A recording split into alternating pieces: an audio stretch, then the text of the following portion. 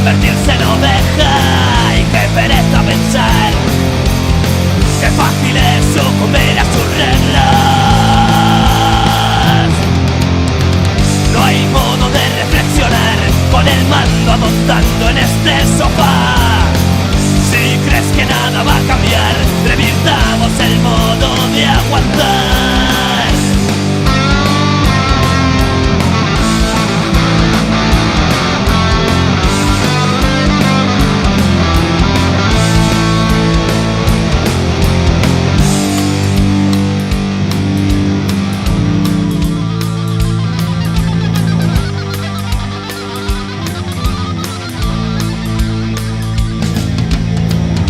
Hipnotizado, consumiendo la mierda del gran decorado, prefabricando un nuevo clon.